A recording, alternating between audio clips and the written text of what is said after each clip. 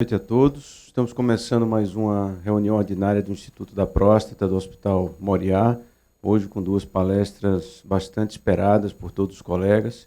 Queria agradecer a presença de todos aqui no auditório, a todos os colegas que estão nos acompanhando pela internet nesse momento. E para começar nossa reunião, sem me prolongar mais, eu queria apresentar a primeira palestrante, que é uma professora reconhecida internacionalmente, a professora Kátia Leite. A professora Kátia é professora associada do Departamento de Cirurgia da disciplina de Urologia da Universidade de São Paulo. Ela é presidente eleita da Sociedade Brasileira de Patologia e conselheira internacional da Sociedade Internacional de Uropatologia, a ISUP. Também é chefe do nosso Laboratório de Investigação Médica, o LIN 55, na Universidade de São Paulo. E é presidente do Conselho Técnico Científico do Laboratório Genoa, que é o laboratório de patologia oficial aqui do Hospital Moriá. A Kátia vai falar para a gente sobre um tema de grande interesse dos urologistas, que é o que fazer nos casos de diagnóstico de PIN e ASAP nas biópsias de próstata. Kátia, obrigada pela presença e você tem meia hora aí para falar para a gente. Obrigada. Obrigada pelo convite. Eu não achei que era assim, eu achei que era uma coisa mais íntima. Então, obrigada pela presença de todos. A gente vai falar, mas a gente fala de uma maneira geral dessas lesões que, óbvio, interessam mais aos urologistas, mas é interessante saber, né, porque as lesões prostáticas, elas são, como a neoplasia de próstata é uma lesão muito frequente, a gente sempre tem algum parente ou amigo, etc., que vem com algum questionamento e, eventualmente, vocês vão encontrar um diagnóstico desse tipo. Então, é interessante a gente saber o que é, né? Então, a gente vai começar pela neoplasia intraepitelial prostática. Então, essa neoplasia intraepitelial prostática seria o carcinoma in situ da próstata, né? Então, hoje a gente quase não chama nada carcinoma in situ, né? E tudo virou, a nomenclatura virou neoplasia intraepitelial. Então, tem o do colo uterino, etc. E na próstata é a neoplasia intraepitelial prostática. Ela foi descrita aqui pelo McNeil e o Bostwick, que é lá da UCSF, em 1986. E nessa ocasião, e desde essa descrição, a possibilidade de um câncer numa rebiópsia chegava a 35%. Então, por isso que o interesse era muito grande, né? Então, ela é uma lesão pré-maligna, reconhecidamente pré-maligna. Então, se você faz uma biópsia e não encontrou o carcinoma naquela ocasião, isso então significava que o câncer você ia encontrar em 35% das vezes na rebiópsia. Com o decorrer dos anos, houve uma falta de reprodutibilidade em relação ao PIN 1 e 2. Difícil essa bolinha, né? Aqui no do PIN 1 e 2 e o 3. Então, a classificação reuniu o 1 e 2 como de baixo grau e o 3 como de alto grau, né? Então, a nova classificação ficou de baixo grau e alto grau. Como a baixo grau não havia essa correlação muito com carcinoma, né, então os patologistas deixaram de diagnosticar. Então, se a gente vê uma neoplasia intraepitelial de baixo grau, a gente não escreve no laudo, né? Então, você passou a escrever só de alto grau. Então, o que chama é high grade PIN, né? Então, essa é a nomenclatura. Então, a gente tem várias morfologias, né? Isso é interessante para os patologistas, então você tem algumas morfologias que você deve reconhecer, mas elas não têm nenhum significado em você encontrar mais ou menos o câncer numa rebiópsia. Qual a incidência dessa lesão, que a gente vai encontrar dessa lesão? É mais ou menos 9%, então, dos casos de biópsia e mais ou menos 30% nas RTUs. Quando você encontra um PIN, é adequado você colocar toda a próstata para estudar, para ver se você não está deixando passar um tumor infiltrativo junto. E se você for em estudo de autópsia, em até 80% das vezes você vai encontrar essa lesão. Ela precede o câncer mais ou menos 10 anos, 5 ou 10 anos, então ela vai demorar muito para evoluir e nem sempre ela vai evoluir para o câncer invasivo. Esse é o problema do PIN, tá? E existe, assim, uma maior incidência naquele grupo que tem maior incidência de câncer de próstata invasivo mesmo e onde o câncer invasivo é um pouco mais agressivo, que são os negros. Então, os negros têm mais do que os caucasianos e que têm mais do que os asiáticos.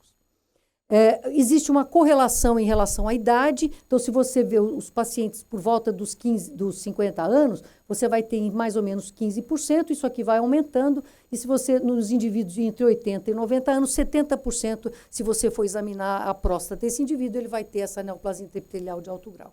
Tá? Então, essa é a incidência dela.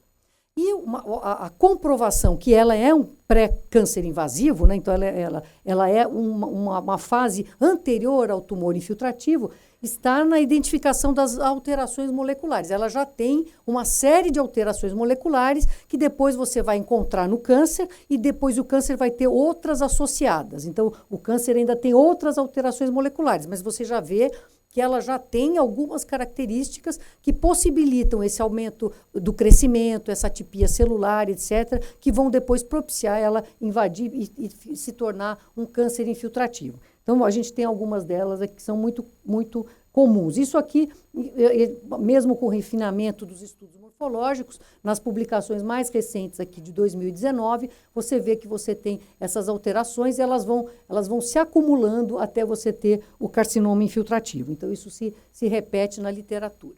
E qual é a possibilidade de você encontrar, então, se ela é um tumor pré-invasivo, né, como um carcinoma in situ, como em qualquer outro órgão que você tem, qual é a chance de você ter um câncer na rebiópsia? Então, isso aqui é uma literatura de 2003, e esses números eram assim, de 1/4 a 50%, se você fizesse uma rebiópsia, você ia encontrar o carcinoma invasivo. Então, existia uma recomendação que, num período mais ou menos de um ano, você fizesse uma rebiópsia e nunca somente naquela área que o patologista deu. Eu vi um PIN lá no ápice direito. Você tinha que fazer a biópsia randomizada, porque aquilo não significava que você teria o carcinoma invasivo na mesma região que você encontrou o PIN, né? Mas isso aqui foi numa época onde você fazia biópsia incessante, né? Nos Estados Unidos, até muito pouco tempo, 10 fragmentos é considerado adequado para a amostragem da próstata. E hoje a gente não faz mais isso. Hoje a gente faz um número muito grande de fragmentos, a gente retira um número muito grande de fragmentos, acima de 12, em geral 14, 18, 20 fragmentos. Então, essa previsão do câncer infiltrativo, ela diminuiu. Por quê? Porque quando você tem o carcinoma infiltrativo associado ao PIN, você já numa primeira biópsia, você já vai fazer esse diagnóstico. Então, esses números, eles caíram com a literatura mais recente, com os estudos mais recentes. Isso aqui é um trabalho que nós publicamos há muito tempo atrás já, mas a gente mostra aqui que a gente encontrou nas nossas biópsias, nesse período examinado aqui, 10% de PIN, que é mais ou menos o que a literatura mostra, 9%, 10%. Desses pacientes que a gente fez o diagnóstico de PIN, 37% foram rebiopsiados. E a gente encontrou o adenocarcinoma só em 13%. Tá? Esse número, quando você faz um número grande de biópsia, é a mesma coisa que se eu tivesse feito um primeiro diagnóstico de benigno. Então, assim, eu fiz um diagnóstico de benigno, você continua com a suspeita de câncer de próstata e você faz uma nova biópsia e esse número é mais ou menos esse aqui, é 13, 15, até 19%. Então, você veja que com o aumento do número de biópsias, numa primeira vez, ela deixou de prever tanto o câncer, né?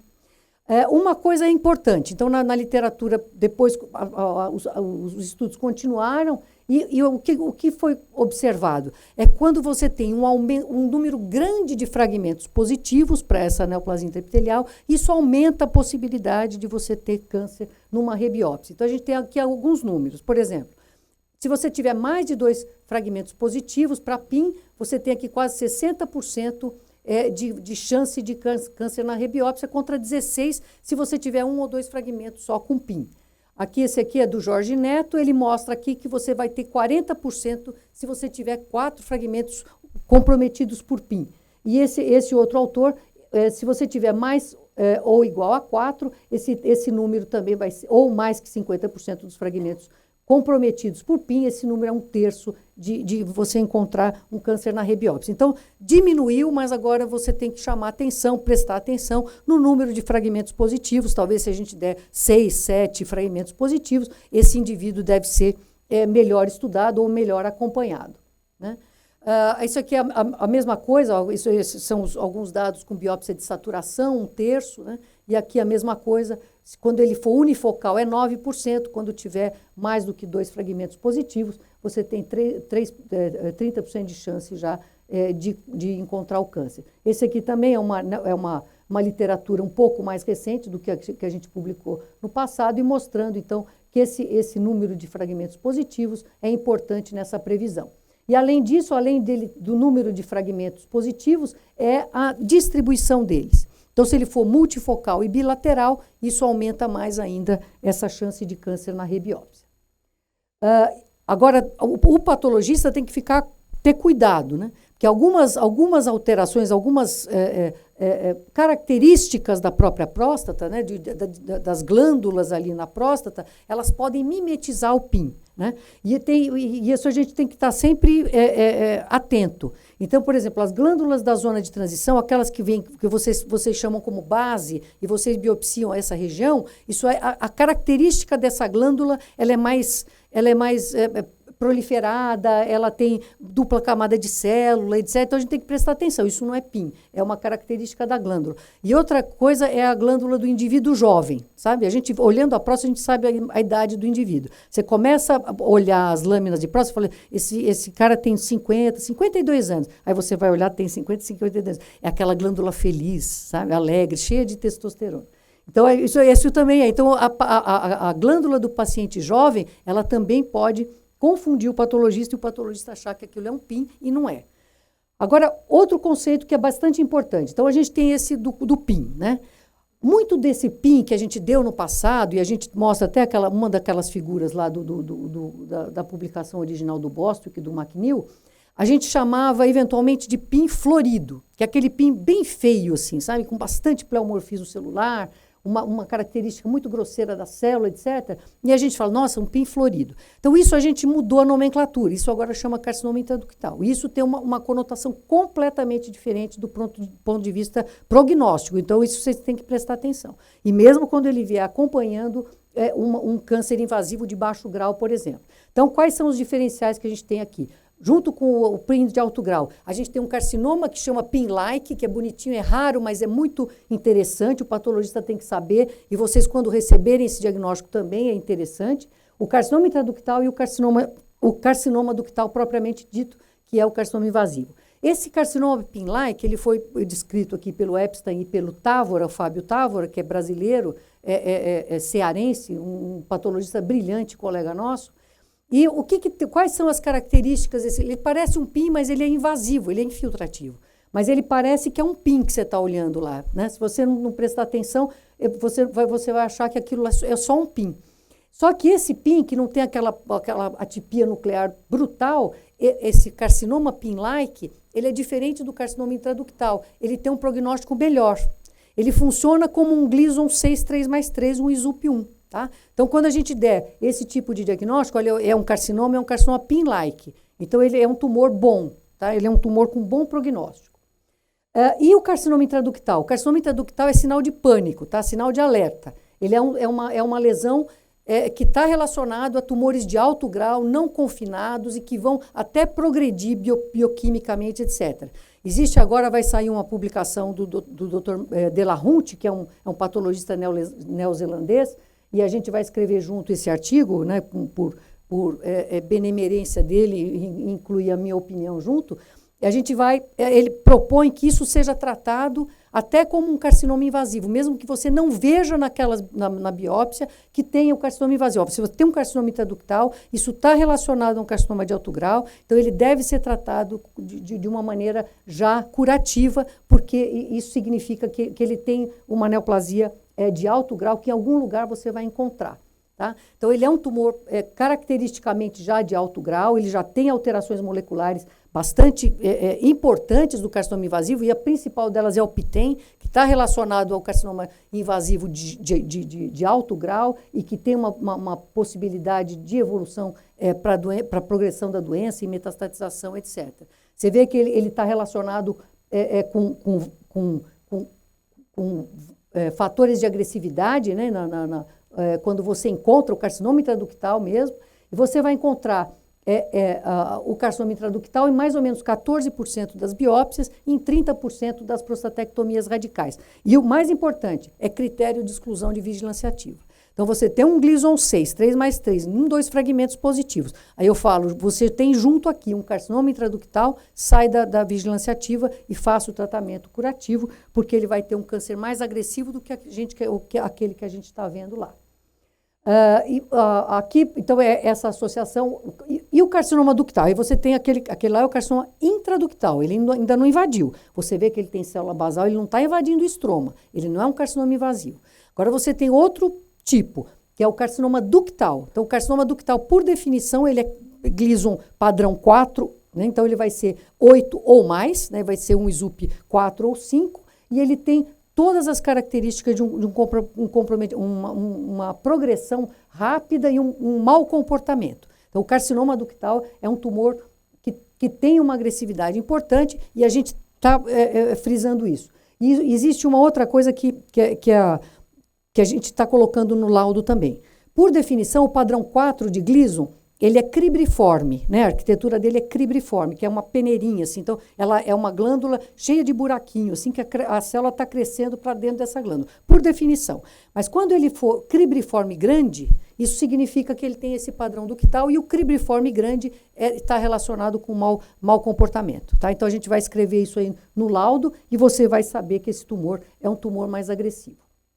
Agora, o ASAP, né? Então, agora isso aqui então, é Atypical Small Acinar Proliferation. O que é isso aqui? PIN é uma entidade, tá? É um carcinoma in situ.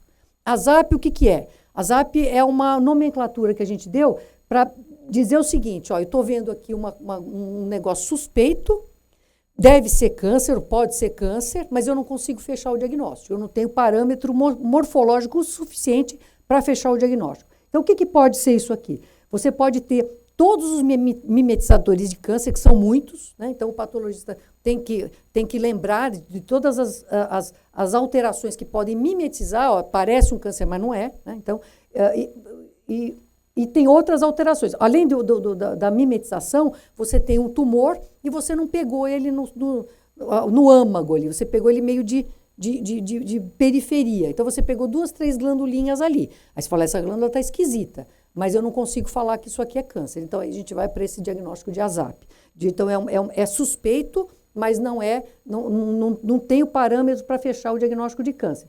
Mas veja que isso aqui não é uma entidade, tá? Então, é uma alteração, uma morfologia que o patologista está vendo, mas que ele não consegue fechar o diagnóstico de tumor. Então, ele é completamente diferente. Então, tá vendo?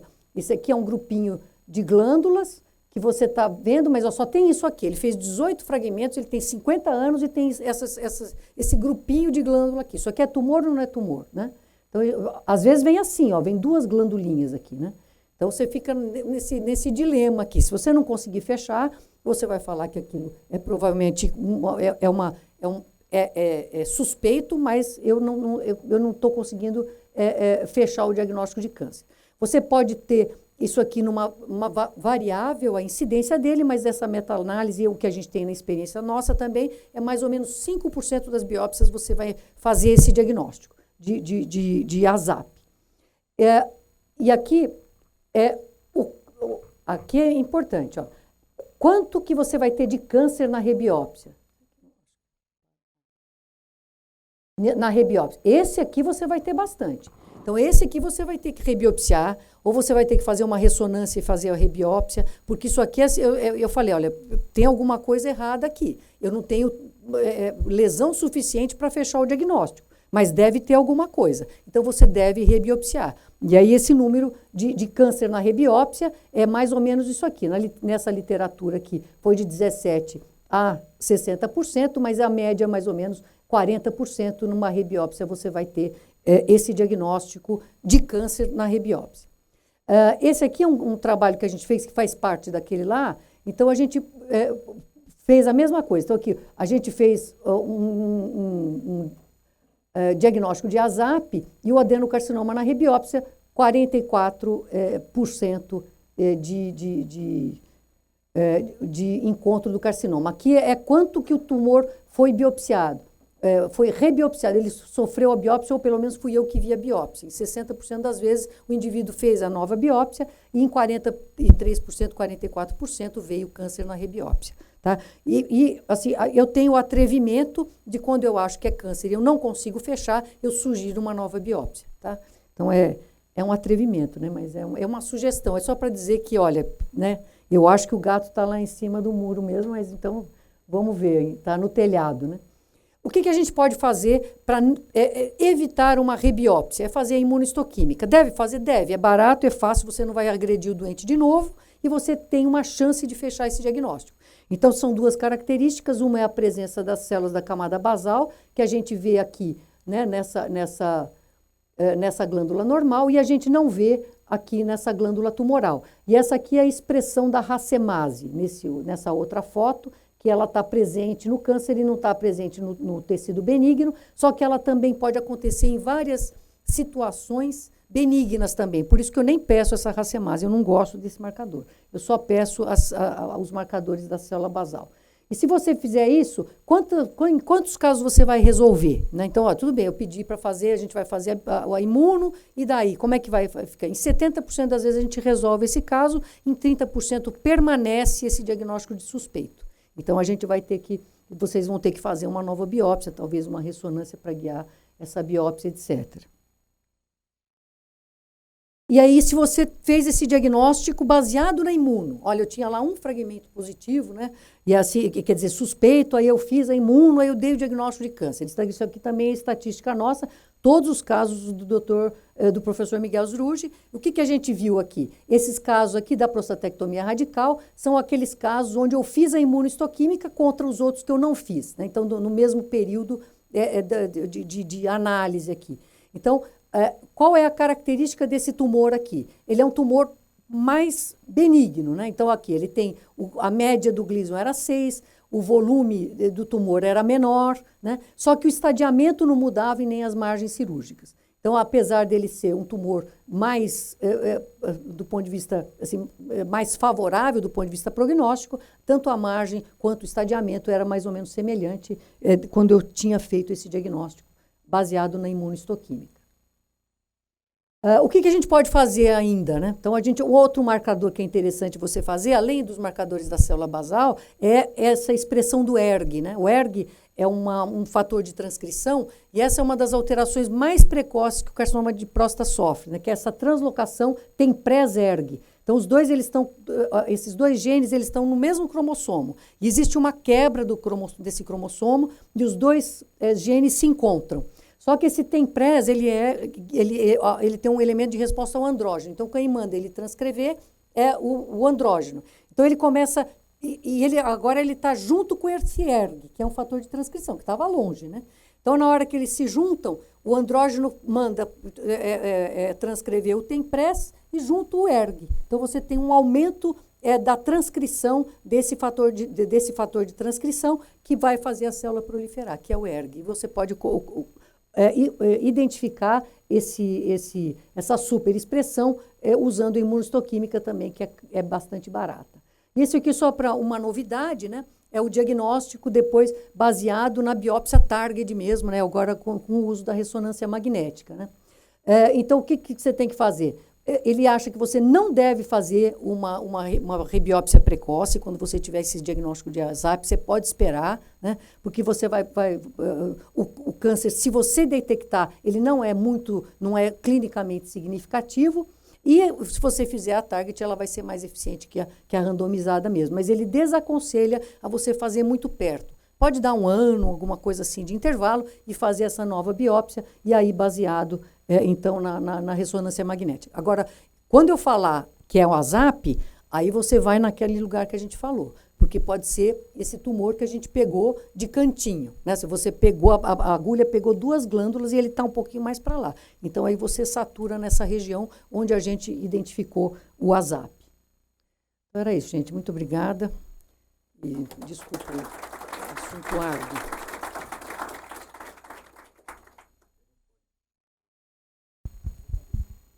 Brevemente abrir para 1 ou 2 perguntas da plateia. Alguém quer perguntar alguma coisa, colocar alguma situação? E só voltando nessa última questão, Cátia, que seria a pergunta que eu te faria, se a gente hoje já pode subclassificar esses casos de ASAP, porque eu sempre tive esse sentimento de que na rebiópsia a maioria dos tumores são de baixo grau, potencialmente candidatos a uma vigilância ativa, e eu sempre tive o sentimento de não rebiopsiar de imediato. Os dados que você mostrou corroboram com essa visão, porque mais de 90% dos casos, quando operados, acabam tendo um tumor localizado, que é o que acontece com os casos que fazem vigilância ativa mesmo. Hoje a gente, com a imagem disponível, com marcadores moleculares, tem uma segurança muito maior para acompanhar esses casos e, de repente, eles podem iniciar um processo de vigilância ativa light, mais suave, e mais para frente fazer uma biópsia para ver se realmente é alguma coisa de valor. Eu concordo perfeitamente com essa visão, é isso mesmo. Né? Ele deve ser, ainda hoje que a gente faz, o número de biópsias é enorme, né, por paciente, né? Muitos deles já com exames de ressonância e tudo. Então, se a gente não encontrou nessa ocasião, tudo bem, ele tem lá, deve ter um tumor pequenininho, alguma coisa assim, né, que não foi biopsiado bem na sua região. Mas eu acho que, muito provavelmente, ele é um tumor clinicamente insignificante. A mesma coisa do PIN, né? Daí eu escrevi até, porque eu acho que eu escrevi um editorial aí na Revista Brasileira de Urologia, porque eu acho que a gente deve parar de dar esse diagnóstico. Então, agora, eu dou assim, nossa, eu dou com tanta relutância quando eu vejo, sabe, você vê, quando ele está com algum carcinoma, tudo bem, eu coloco lá no desenhinho, mas também nem falo, né? Mas quando você só tem ele, 2 fragmentos positivos, às vezes eu finjo que não vejo, né? Falo, eu vi, mas eu acho que passou. E às vezes, agora eu estou tirando a palavra alto grau, porque isso é uma coisa que apavora o doente. Já teve assim, o doente recebe, então, adenocarcinoma, Gleason 7, não sei o que lá, e 2 fragmentos, não sei o que, ponto, na linha de baixo. Neoplasia intraepitelial de alto grau, aí ele liga desesperado. Que é esse? Pelo amor de Deus, eu estou com uma lesão de alto grau. O Gleason 7 ele nem ligou, né, que é o carcinoma mesmo. Então, eu acho que só apavora o doente não tem significado nenhum. Né? Então, do mesmo jeito que a gente, como a gente confundia um pouco com o carcinoma intraductal, que agora esse tem que ser chamado a atenção, que ele tem essa conotação prognóstica grande, eu acho que a gente devia, do mesmo jeito que a gente parou de falar do baixo grau, do PIN de baixo grau, a gente devia parar, talvez, de falar do alto grau. Né? Ou falar neoplasia intraepitelial, ponto, presente, ponto. Entendeu? Que aí você sabe, todo mundo sabe, mas psicologicamente, eu acho que o doente não vai ficar desesperado olhando lá, que ele está com alto grau lá, né? O que você vai fazer com esse alto grau? Né?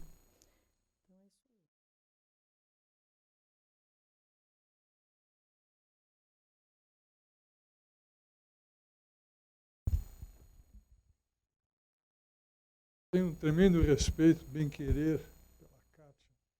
Às vezes eu discordo um pouco dela.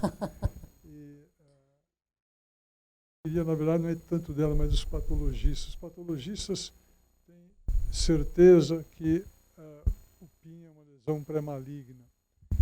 E os urologistas não têm tanta certeza assim. A gente acompanha os doentes a longo prazo. E peço que, depois de fazer urologia muitos anos, e acompanhar esses doentes por muitos anos, a impressão é que os casos de PIN, a gente depois acaba encontrando câncer, são doentes que já eram doentes de alto risco. Ou seja, já tinham um PSA alto, ele já tinha um toque alterado. A gente, quando continua acompanhando esses doentes, acaba descobrindo o câncer. Não vou realmente entrar em detalhes de números e estatísticas, até porque a Kátia é muito mais competente que eu nessa área, mas eu queria dar a impressão clínica de alguém que mexe com pacientes, que lê, estuda essa área com toda a precariedade que um tosco de um cirurgião tem para poder discutir patologia, mas realmente confesso que eu não tenho tanta certeza de que o PIN tem esse papel tão relevante. E o ASAP, embora o Alberto comentou e você comentou bem, Kátia, que quando a gente rebiopsia ASAP, muitas vezes tem câncer, mas é um câncer de baixo risco, então não tem problema se a gente não biopsiar. Eu tenho uma opinião um pouco, os urologistas dizem muito isso. Esse tumor é um Gleason 6, você não precisa diagnosticar, é um tumor bonzinho. Acontece que se eu um dia tiver um PSA alterado e me disserem que eu não preciso fazer biópsia, porque na ressonância é um Pirades baixo, as evidências são de que esse tumor não é agressivo, eu vou querer fazer. Eu prefiro saber que eu tenho um Gleason 6 do que ficar tampando os olhos e deixando o tempo passar. Inclusive porque a gente sabe que tumores, com o tempo, antes não se tinha esse conceito, mas está cada vez ficando mais claro, que tumores progridem também no Gleason, não só em volume. As pessoas mais velhas têm Gleason mais alto. Então, o sujeito de 50 anos que tem um Gleason 6, ele pode, aos 70 anos, ter um Gleason 7, 8 que mata ele. Entendeu?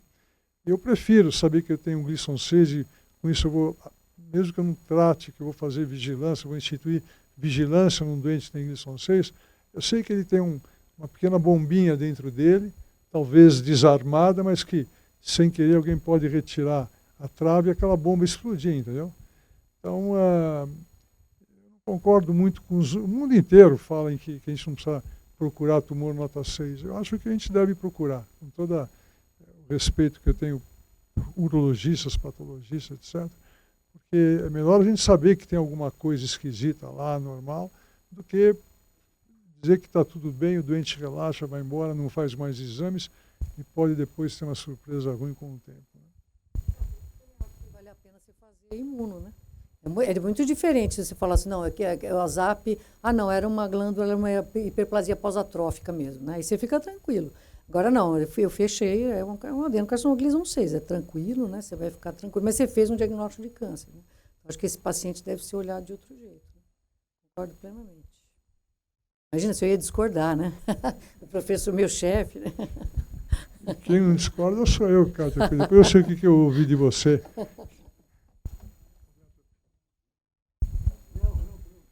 Obrigado de novo, Kátia.